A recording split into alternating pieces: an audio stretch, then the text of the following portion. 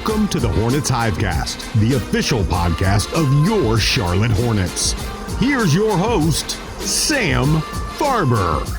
Welcome to a special edition of the Hornets Hivecast, your daily podcast with all the notes, quotes, and daily buzz around your favorite NBA team, the Charlotte Hornets. I'm Sam Farber, and it is a pleasure and a privilege to have you with us today on the rarest of rare, the second straight off day for the Hornets. There were only two-day breaks the entire second half of the schedule, and we've come to the final one. A chance for the Hornets to recharge ahead of the home stretch during the month of May, and an opportunity for us to get to know one of the team members a little bit better. So with no game to preview or break down, we're going to sit down with Hornets defensive coordinator and longtime NBA assistant Chad Iske to talk about the team, his journey in the NBA, and the early impressions and prospects for the future of rookie sensation LaMelo Ball through the eyes of one of his coaches.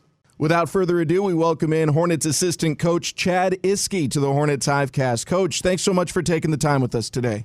For sure. Thanks for having me on, Sam. It's been a very exciting season for the Hornets, from low expectations from the national media at the start of the season to a roughly 500 record and now closing in on a postseason bid. How has this season gone in your mind? Obviously we're all rookies this year a little bit, with all the testing and the different dynamics we've had to deal with and all this and the wearing masks. So it's a learning curve for all of us. But, like any season, it's up and down, and you try not to get too high and too low. But I think we've got a great spirit as a team, and we're all excited about what we've done this year and hopefully where we can go in the future. Having such a young team, has that made it a little easier in some respects to deal with all the new protocols? Because in talking as a new broadcaster in the league, in talking to a lot of the more veteran broadcasters, they'll ask me, how are you adjusting to all this? How do you handle all this? And I don't know any better, so everything's normal to me. With such a young team, is there any of that factors into being able to handle the amount of testing and the limited time in the facilities? Yeah, I think there's probably a little bit of both. I think at times some of them, they don't know what they don't know, and they don't know the ways it was in the past, maybe, especially the rookies, that it's their first year. So you can get some benefits there. But I think then, too, a lot of them are young and they're figuring out how to be the best pros they can be. And a lot of times with the no turnaround time and just limited sleep and everything, it's hard. It's an adjustment for them to go from college seasons where you're playing once to twice a week to now 4 times in a week, sometimes 5 and 8 days. The little time to recover, the little time to figure out what you did wrong, the little time to prepare, it's a challenge that's new to a lot of them. There's that aspect for the players who are on the floor a lot. Then there's the guys who are not. One of them is one of your primary assignments, if you will, rookie Nick Richards, the second-round pick out of Kentucky. And in talking to NBA players over my career as a journalist, a broadcaster, one of the toughest things I've heard a lot of them say, rookies or veterans, is finding ways to stay in shape, stay involved, be ready when you're not getting playing time consistently. Usually they talk about getting their run in practice, but practice barely exists anymore. So how are you helping Nick Richards stay ready for his opportunities when there's very limited opportunities to begin with? Yeah, it's such a challenge, and very lucky that Nick's a very driven young man that's hard to pull out of the gym, and out of the weight room. And so he helps himself quite a bit in that after every game he's in that weight room and he's getting a workout in and he's on the treadmill and he's running. And we're also lucky to have a young staff that's still able to be on the court quite a bit, and a young video room that we're able, even on days when most of our guys that have played heavy minutes aren't able to do stuff, we're able to get 4-on-4 or 5-on-5 games for our low minutes guys and guys that haven't gotten in. We do that before games sometimes, or on days off. Those guys come in and get some full court run. So that helps us quite a bit. And Nick has been great through it all. It's a challenge for these guys to come in and know it's not likely that they're going to play each night, but to still be mentally and physically ready to do so, is tough. There is clearly something there with Nick Richards and Vernon Carey, for that matter, the two young bigs. Vernon, we saw it briefly against Brooklyn. He got his shot. He made the most of it. But as things have worn on, guys are going to get healthier and possibly lean more on more veteran presences. But with both Richards and Carey, we've seen it in flashes. here with the Hornets. We certainly saw it in the G League bubble with Greensboro. What do you feel their potential is looking to the future? I think it's bright in this evolving league. It's different a little bit for both of them. They have different skill sets. Vernon is probably a little bit more ball handling and perimeter skilled for a big guy, which, you see a lot of bigs in this league that they put out on the floor and let them be a playmaker and a passer a little bit more. And then Nick's probably more of what you see of the rim protector, the vertical threat, the lob threat, the guy that you're using to protect your rim as much as possible. So there's a window for both of them to succeed in this league, and those are probably the two prototypes of the bigs that are successful in this league right now. Very multi-skilled with perimeter stuff and guys that can protect the rim and be a threat at the rim with lobs and above the rim. You've been tabbed the defensive coordinator, if you will, or one of the defensive-focused coaches. Throughout all of these injuries, a main focus for the team has been placed upon defense, and it's helped you guys survive missing at times 40, 50, 60% of your offense in terms of how many points per game are sitting on the bench in sweats. What are some of the focal points for this team defensively that has allowed you to overcome significant absences from Gordon Hayward, LaMelo Ball, Malik Monk that were obviously unexpected but happened due to injury? Yeah, I think, first and foremost is just trying to get these guys to be fresh enough and to be focused enough to just play with a ton of energy, and the main thing, trying to be the harder playing team each night. And again, with a young team, at times you have great energy, but then there's that adjustment of so many games and how you keep yourself fresh and ready to go out there to compete at that high of a level for a 48-minute game, which is amazingly longer than the 40-minute game that they're used to until they get here. So a lot of it is just keeping them mentally and physically ready and focused to keep competing and to not let up. And then in this league, the players in this league are so offensively talented. You run across so many guys that are so tough to guard that we know we've had to change it up a little bit. We switch a lot more than a lot of teams do, try to disrupt actions, and we've probably played more zone than most of the teams in the league at this point, just to try to make our opponents do something that they don't practice and don't go against every day, and use that to just try to disrupt and then let our energy take over. As you mentioned, there's so many offensively gifted players in the league, and I think there's a misnomer out there that there aren't defensive players anymore in the NBA. Everyone's just playing offense, and it's just do you make or miss the shots. But you've got guys that are really focused on the defensive side and make that maybe more so of a priority than even the offensive side. What makes a good defensive player in today's NBA? I think a lot of it is the mental focus, which you alluded to already. And then along with that focus, there's got to be some physical abilities, but that desire and that effort, to compete nonstop. You got to be somebody that's going to compete consistently, which is a trademark, especially for the Martin twins. They're going to bring in, no matter what, whether they're playing in the driveway or they're playing in an NBA championship, they're going to give you that same kind of effort. I think that's a huge key to being a successful defensive player, and to have a successful defensive team, you need guys that are wired like that. And then I think there's just a focus and an understanding of what your opponents are good at and trying to do your best to make them play to weaknesses instead of strengths. And so, for a young team, a lot of that is learning who you're playing against. You might watch these guys on TV as you're growing up, but a lot of them, maybe you don't really pay attention to what they're so great at other than the highlights you see. And so a lot of it is really learning and studying of what these guys do and then how they do it to be successful.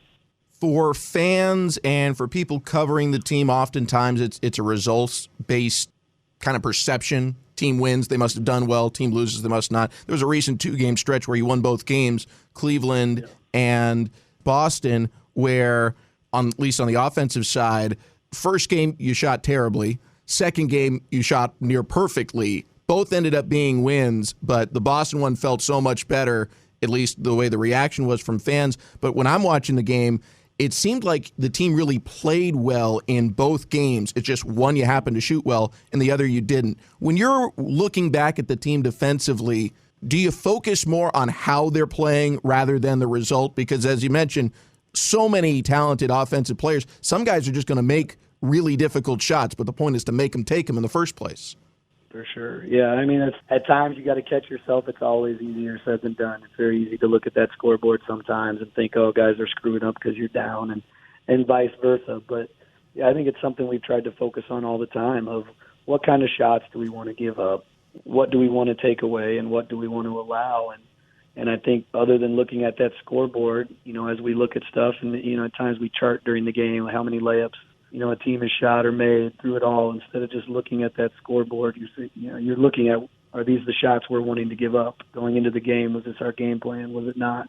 And I think you gotta be kind of the steadier of that ship and help the players know, hey, this is going to turn our way. They're taking the shots we want. They're making them. And there are nights where, you run across a hot team and everybody's making it. It might not turn out. But over a 72 or 82 game season, if you're doing the things you want to do as a group and you're locked in together, it's going to turn your way more than it's not.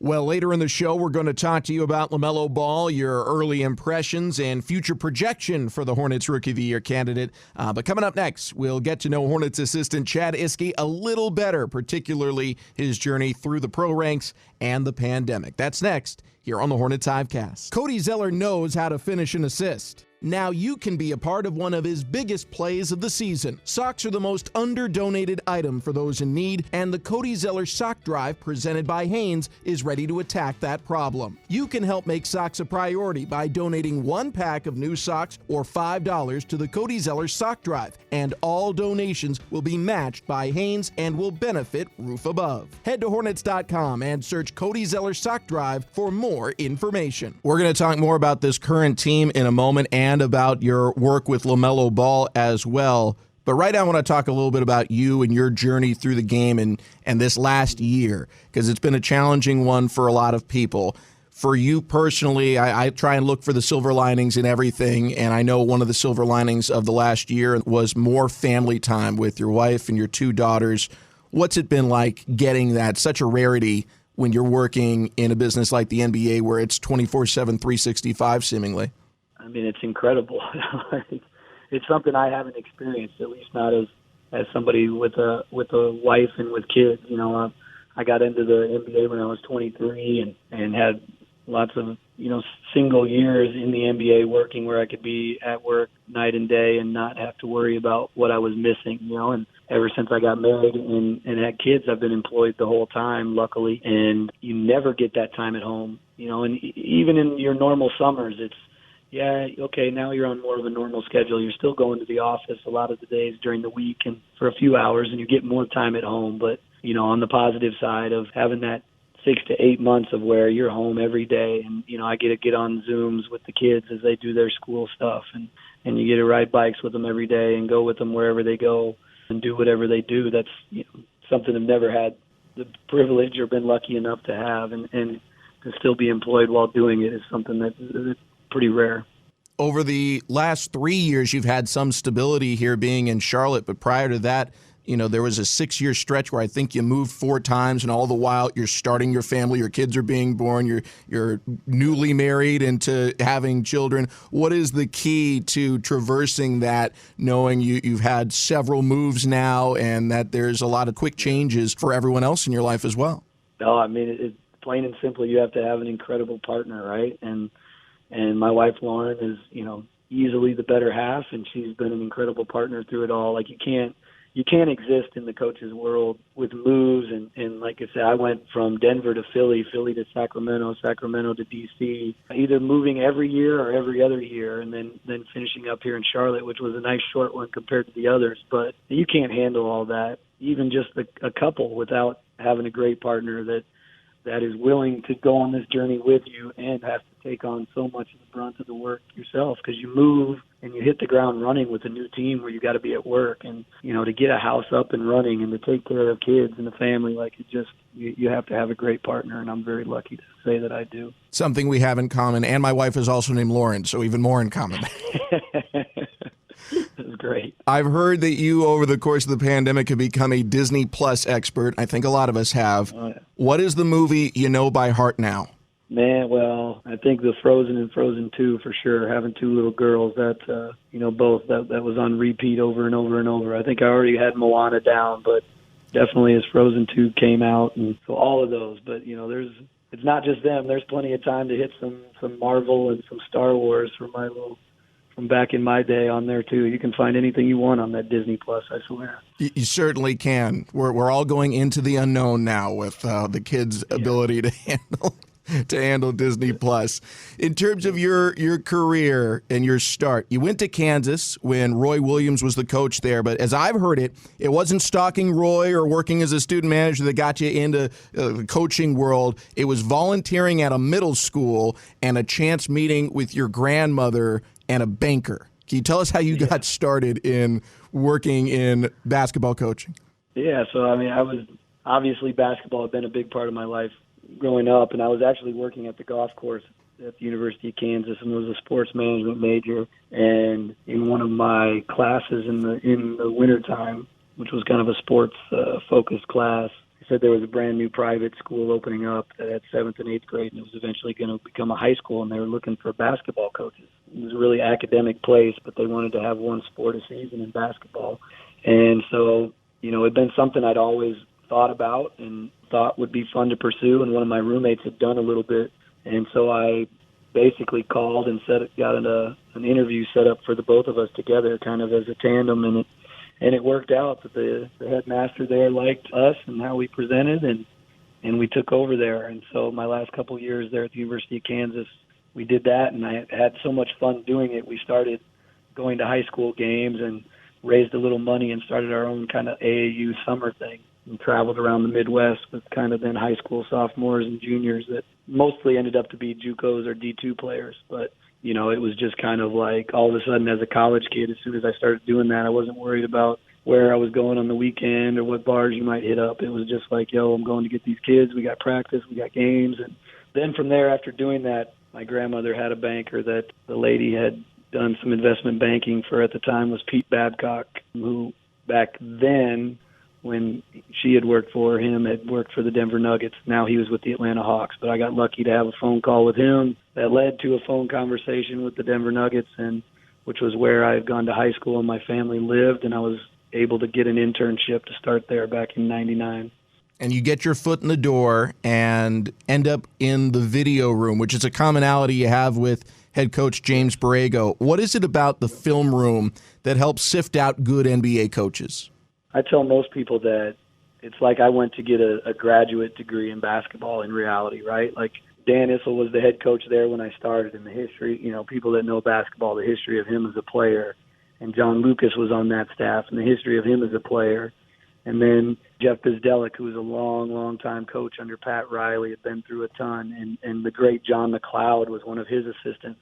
And so to be able to sit in that video room and you're there with the coaches as they're cutting film and they're talking, going through, hey, put that in this edit, put that in this play, and they're talking the game, was just like sitting in class every day learning. We all think we know the game, and then you sit in there with the great minds that have done it their entire lives, and you really, really learn the ins and outs of it. And so it gives you such a good perspective on their thought processes, both with X's and O's and then psyches of players and how they deal with the psyches amongst their players and the team dynamic. We hear about people like JB who go from the film room and make it into head coach, or people like yourself who make that jump to assistant coach. I am sure there are hundreds of film room assistants who never make it there. When was the moment that it caught into your mind, or maybe someone told you that you had what it takes to not just be someone who got a foot in the door in the NBA, but could make a living, make a career of being a coach here?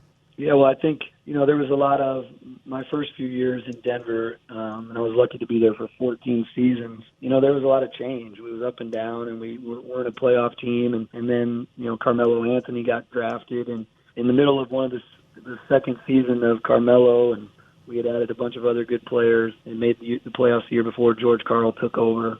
And, I was kind of starting to progress and do more scouting and video at that point. But then it was really, his influence and his mentorship is really what started it, right? And what he saw in my work ethic and everything that wanted to keep allowing me to climb the ladder under him helped me along that journey. And then he gave me a voice with the team, even in the playoffs, to prepare them for our opponents and put them into stuff. And those things were the huge driving force. But ultimately, when we had a season where he unfortunately got cancer and had to miss this kind of a lot of our last couple months, And so while he was gone, and I was starting to run the defense there, we were in a huddle late game in Houston it was. And I kind of knew what Houston was going to run, on their last play to try to beat us. And, so I was in the huddle trying to talk to Chauncey Billups and Kenyon Martin and Nene and these type players, potential Hall of Fame type players in that group, and telling them they could do this or that. We could do, 2 or 3 different things. And Chauncey looked at me and said, "What do you want us to do? We'll do it." And that was kind of like a moment of just, like, here are these great players, and they just want somebody to help them. And if you can help them, they're going to listen. And, that was a good moment for me. Well, next up here with Hornets assistant Chad Iske, we're going to talk about maybe the next great player he's starting to work with, Hornets rookie LaMelo Ball. That part of our conversation is next here on the Hornets Hivecast. Hornets fans, during the month of April, the Charlotte Hornets and their official hunger relief partner, Food Lion Feeds, are launching the 2021 Dunk Hunger Food Drive to benefit Second Harvest Food Bank of Metro Atlanta. The Bridges, who throws it down with a right hand. For every Hornets dunk this month, slams it down with 2 hands. Food Lion will donate 1,000 meals. Terry Rozier throws it down over Kevin Durant. For more information on how you can help Food Lion and the Hornets dunk hunger, visit hornets.com/dunkhunger. Hornets assistant coach Chad Iske, our special guest for this special edition of the Hornets Hivecast. Coach, I want to take you back to the draft. The Hornets selected LaMelo Ball, of course, 3rd overall. I remember the scouting reports at the time around when he was drafted saying that LaMelo was an incredible basketball mind, off-the-charts court vision, a fearless player. But there were some concerns, mostly focused around his shooting form and accuracy, as well as what kind of defensive player he might become. What did you see from him early on defensively, since that was your specialty? What stood out to you? Well, I think any young kid coming into the NBA has a huge learning curve trying to figure out all the different defenses. And again, like we've talked, especially against all the super talented offensive players you face, everybody coming up to this level, most of the guys you play against, you're able to make mistakes and give them a certain amount of thing and not get burned. Here, any mistake you make is likely to give up a bucket. So it wasn't surprised on, there's so many things that he has to learn. But what was amazing about him, he has incredible instincts and anticipation defensively, and just a nose for the ball, right? Like, just naturally. At times it looks like he's all over the place, but he has just a knack for finding the ball. And it's part of a special gift. So, you can be upset when it doesn't work out, but he finds a way of making plays and coming up with stuff that most people just don't either think about or don't anticipate. That's a great place to start, like, in my mind. And he's an intelligent kid, a smart kid that wants to learn, and, that just having that and his natural knacks make the future bright.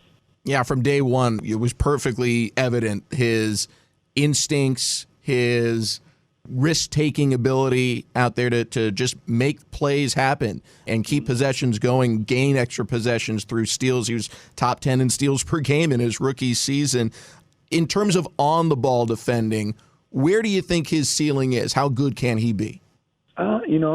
I think it can be as high as he wants it to be, I think, and how much he focuses on it. Right now it's something like, again, you're just not used to the speed and the abilities of the people you're playing against, right? Like, coming up to this point, he's not used to going against guys that are darn near as quick and deceptive and as fast as he is, and probably older and more powerful at this point. So I think he's going to get better every year. As he gets stronger and learns players more, he's going to figure out the nuances. And then just his instincts and anticipation as a basketball player are going to help him, that he can be a very good defensive player on the ball and off the ball.